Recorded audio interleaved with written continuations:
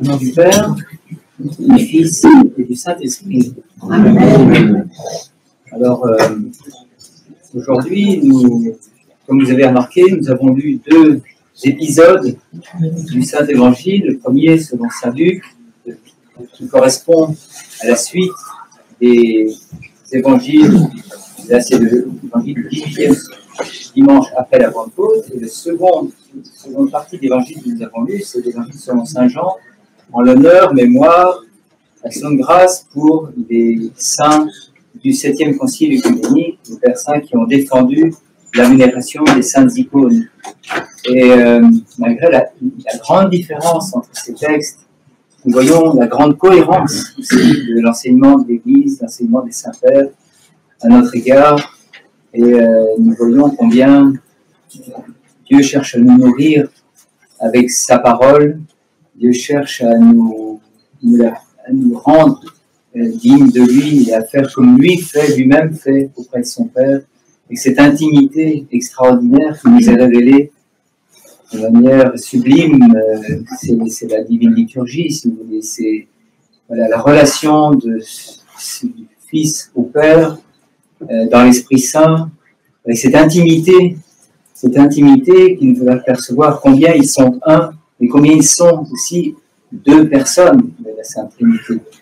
C'est ce qu'on appelle la périchorèse, cette union divine, union des personnes différentes qui dialoguent, comme vous voyez qu'on le fait dans la divine liturgie. Et justement, dans la divine liturgie, si nous faisons le choix de ces chants, ces beaux chants, et ces chants très simples d'ailleurs, l'objectif est justement de transformer notre cœur qui arrive avec tous les soucis du monde, avec toutes nos préoccupations, notre habituelle distraction, qui va, je dirais, en ce qui me concerne, de mal en pis, parce qu'on est attiré par les notifications, hein, voilà, on est comme, et puis le malin, comme nous le dit le Christ, parce que le Christ lui-même explique son Saint-Évangile, explique lui-même sa parabole, donne une interprétation de sa propre parole à ses disciples, et il leur dit ce qu'il faut faire, et surtout que cette parole, eh bien, elle peut nous sauver. Sa parole lui-même nous sauve. Mais à une condition, c'est que cette terre soit préparée. Cette terre soit préparée. Quand je parle des chants, avec ce responsorial, ces chants alternés qu'on pratique de cette paroisse, où tous participent, tous sont concélébrants, tous répondent Amen. C'est bien cette terre, c'est ce que cette musique aussi représente. Cette musique qui est totalement dans l'humilité de la parole. C'est une musique qui n'a aucun intérêt en elle-même. En fait. On aime ou on n'aime pas, mais elle n'a pas d'intérêt, si ce n'est de porter, d'ensemencer nos cœurs avec la semence de la parole, et de la faire fructifier.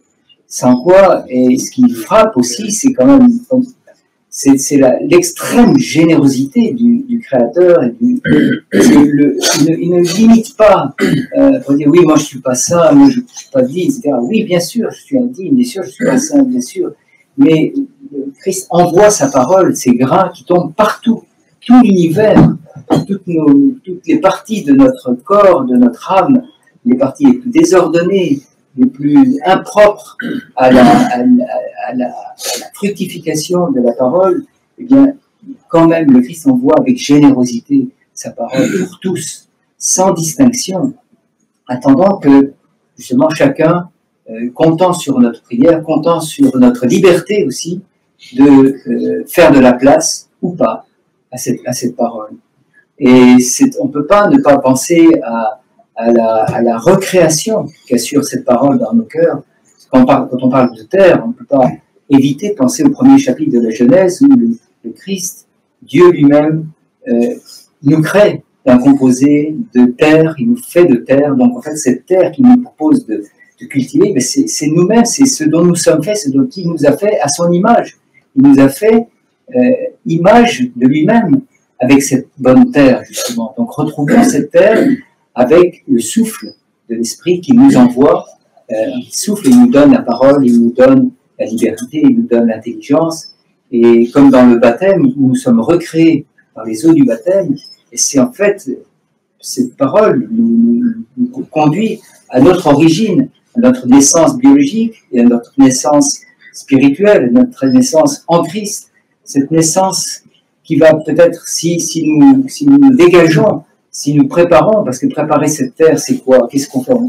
C'est ce que nous faisons, c'est le jeûne liturgique, c'est les prières qu'on dit à la maison avant la communion, c'est le fait d'arriver avec des beaux habits, de se préparer, de bien préparer, pour dire à cet événement extraordinaire de la divine liturgie, de la divine communion, d'écouter sa parole. Et vous voyez que dans la liturgie elle-même, tout est préparation de cette terre. Les litanies, les chants, les prières avant la lecture de l'évangile. Vous avez ces belles prières qu'on dit. En fait, toute prière est invocation de l'Esprit Saint pour préparer le terreau. Sans l'Esprit Saint, on ne peut pas préparer le terreau. Il n'y a pas de nous-mêmes, on ne sait pas faire. Et d'ailleurs, ce qui est extraordinaire, c'est que ce second épisode de l'évangile que nous avons vu, où les disciples, Saint Jean, comment Saint Jean a pu entendre, quelle sainteté pour entendre ces paroles du Christ à son Père. Et en fait, qu'est-ce qu'il fait principalement? Eh bien, il prie pour nous, il intercède pour nous, il prie pour lui-même, pour ses disciples, et pour nous, et en tout temps. Parce que la divine liturgie, elle est célébrée pas seulement pendant 1h30 le dimanche matin, mais la liturgie cosmique, la liturgie célébrée par les saints anges en permanence. Eux, ils se voilent la face pour voir Dieu, qui ne peuvent pas voir Dieu sans se voiler la face. Et donc, seul Dieu peut voir Dieu. C'est ça que nous voyons. Dieu voit Dieu. Le Christ voit son Père. Dieu est le seul à pouvoir voir la divinité. Donc, c'est pour ça qu'on cherche à être des fils du vrai Dieu. On cherche à préparer cette terre. On cherche à faire tout ce qu'on peut, des choses qu'on ne peut pas faire, des choses pour se préparer à la maison. Nos pères nous disent ça. Quand tu lis l'évangile, lis pas l'évangile comme ça, assis les jambes croisées, tu te lèves, tu invoques l'Esprit Saint, il y a un ordre.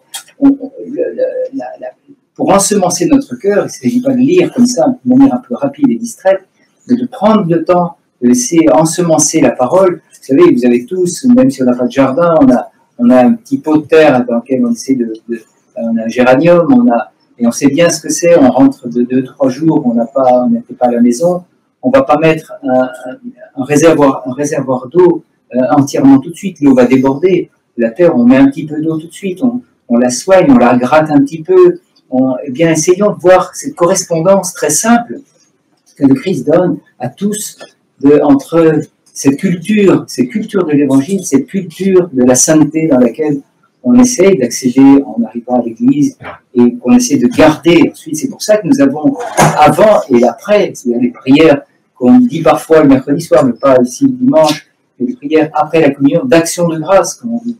C'est-à-dire ces prières qu'on peut dire, on dit à la maison, c'est pas très long. Et vous voyez, tout cet ensemencement, cette préparation, cette attention, ce temps, cette rumination pour assimiler, ça prend du temps, on voit bien, certains animaux font ça, et nous, on nous encourage à prendre par cœur peut-être une phrase de l'Évangile, bien sûr, la prière au nom de Jésus, mais à prendre un tout petit morceau, une miette de l'Évangile, comme disait cette femme qui n'était pas juive et qui disait, mais je suis comme les petits chiens qui sont sous la table et qui ne mangent pas le pain des enfants, mais qui mangent une miette. Et justement, contentons-nous d'apprendre, et que l'on apprend une chose, peut-être chaque jour, pourquoi pas, une demi-phrase de l'Évangile, en se plaçant devant nos icônes, en se préparant, c'est ça, ouvrir le cœur, respirer, prendre le temps, comme le font nos pères parfois, prendre le temps d'inspirer par le nez. Voilà, avant de lire, soyons, s'apaiser un peu, peut-être ne pas enchaîner tout le temps, les amants qui enchaînons, passent d'une chose à l'autre comme ça, très vite. C'est le monde de la vitesse. Et là, Dieu nous apprend le monde tel qu'il est, de manière anthropologique. Notre corps est façonné comme ça, avec lenteur, avec amour, avec tendresse. Ce qui parle de terre, parle de chair, parle de tendresse, d'attention. Et que Dieu nous donne cette attention, ce temps, nous donne le temps de l'écouter, de permettre à notre cœur de réagir, de vivre. Ce qui nous dit bien que c'est le salut, c'est une question de notre salut, pas autre chose. Et c'est vrai qu'il y a quelqu'un qui travaille contre. Il nous dit, le diable travaille pour vous arracher la parole du cœur. Quand on est fatigué, quand on n'en peut plus, quand on n'a plus envie de prier, quand c'est trop tard le soir, c'est trop tôt le matin, c'est pas le temps, c'est pas le bon temps. On a autre chose à faire, on a toujours autre chose à faire. Peut-être prenons ce moment qui va ensemencer toute notre journée et qui va déblayer aussi. Les fruits, c'est peut-être ça. Les fruits, c'est faire de la place aussi. C'est peut-être que on voit, on est un peu souvent un peu dans un verre d'eau. Moi, ben, je parle pour moi. Et parfois le verre est un petit peu grand. Mais peut-être que Dieu va nous montrer ensuite dans toute notre journée, dans notre semaine, dans notre année, dans toute notre vie, selon combien on peut peut-être par petit bout par petit bout mettre un beau champ à sa disposition, avoir bien de la place, un peu de temps. Cette place, moi je l'explique beaucoup par le temps. Ce temps qu'on prendre un peu de temps, rester tranquille, se poser, s'asseoir. Et on a remarqué ça, vous remarquez quand on l'a vu, avant de partir, on a toujours mille choses à préparer, les valises, etc. C'est un connaisseur qui vous parle. Et quand on part, et il y a des personnes, j'ai entendu mes grands-mères dire ça, tu t'assois 2 minutes et tu n'enchaînes pas, tu attends, et là tu te souviens toujours, ah j'ai oublié ça. Et c'est prendre du temps, méditer la parole, la laisser descendre, et puis aussi s'en réjouir, rendre grâce à Dieu pour l'amour immense qu'il a pour nous, et cette parole qui veut sans cesse, avec générosité, envoyer sur nos cœurs. Sur la gloire dans le siècle des siècles.